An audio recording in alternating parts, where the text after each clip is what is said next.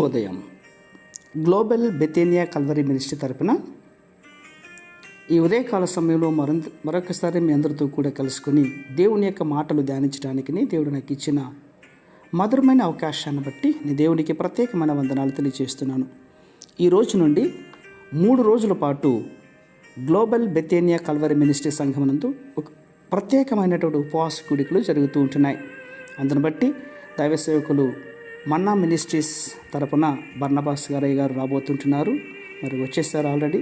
దయచేసి ఈ యొక్క కూడికలో ప్రతి ఒక్కరూ పాల్గొని దైవాశిష్యులు పొందుకోవాలని మనసారా కోరుకుంటూ ఈరోజు కూడా పరిశుద్ధమైన వేద గ్రంథంలో నుండి మరొక చక్కటి మాటను చదువుకుందాం. ప్రకటన గ్రంథము 4వ అధ్యాయము 6వ వచనాన్ని నేను చదువుతున్నాను. దయచేసి గమనించండి. ప్రకటన గ్రంథము 4వ అధ్యాయము 6వ వచనము. మరియు ఆ సింహాసనము ఎదుట స్ఫటికమును పోలిన గాజు వంటి సముద్రమున్నట్టుండెను.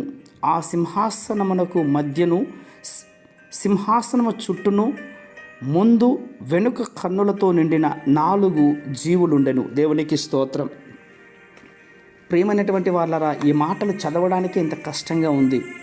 ఒకసారి ఆ యొక్క సింహాసనం ఎలా ఉంటుందో ఊహించుకోండి. మరి అది ఊహించుకోవడం అన్నటువంటిది చాలా కష్టం. అది మనిషి యొక్క బుద్ధికి అనంత జ్ఞానం కావాలి. ఒకవేళ ఆ సింహాసనము యొక్క వలయకరంగా ఉన్నట్లయితే ఆ జీవులు ఆ సింహాసనానికి మధ్యలోనూ చుట్టారు కూడా ఉండటానికి వీలు ఉంటుంది. అయితే అలా భావిస్తే ఆ వలయకారపు సింహాసనం మీద దేవుడు ఆసీనుడై ఉన్నటువంటి దృశ్యాన్ని ఊహించుకోవటం అన్నటువంటిది మరింత కష్టం.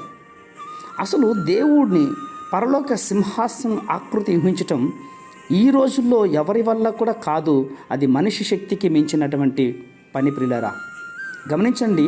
మహాజ్ఞాని అయినటువంటి అత్యధిక ఐశ్వర్యవంతుడు అయిన సొలొమోను మహారాజు తన కోసం చేయించుకున్న సింహాసనాన్ని గురించి ఈ ప్రస్తావించడానికి ఏ దేశంలో ఎటువంటి వారు కూడా చెయ్యలేనటువంటి గొప్పగా అతని సింహాసనాన్ని చేయించుకున్నట్లుగా సాక్ష్యం చెప్తోంది. అంటే సొలొమోను సింహాసనాన్ని పోల్చి వివరించడానికి ఎవరి వల్ల కూడా వీలు కాలేదు. మరి ఏ రాజ్యములో కూడా అలాంటిది లేదన్నమాట. అలాంటప్పుడు యేసుక్రీస్తు వారు సొలొమోను కంటే శ్రేష్ఠుడు. ఆయన తండ్రి అయినటువంటి దేవుని యొక్క సింహాసనం సొలొమోను సింహాసనం కంటే తనకంటే అనంత కోటి రెట్లు అద్భుతమైనటువంటిది. ఆ సింహాసనాన్ని ఎలా ఉంటుందో పోల్చి వివరించడానికి మానవ లోకంలో భూలోకంలో ఎవరి వల్లనే సాధ్యమవుతుందా? అందుచేత ఆ సింహాసనం దేవుని స్వరూపానికి మాత్రమే, అది దేవునికి మాత్రమే అద్భుతమైనటువంటి కార్యం. అలాంటి కార్యంలో దేవుడు మనకు కూడా వివరించడానికి ధ్యానించడానికి దేవుడు కృపనిచ్చాడు. కాబట్టి ఈ యొక్క ఉన్నతమైన సింహాసనాన్ని చూసిన భక్తుడు దైవాశీస్సులు పొందుకున్నట్లుగా ఈ ఉదయకాల సమయంలో దేవుడు మనకందరికీ ఇచ్చినటువంటి గొప్ప కృపను బట్టి దేవునికి స్తుతి ఘనత మహిమ ప్రభావములు కలుగునుగాక.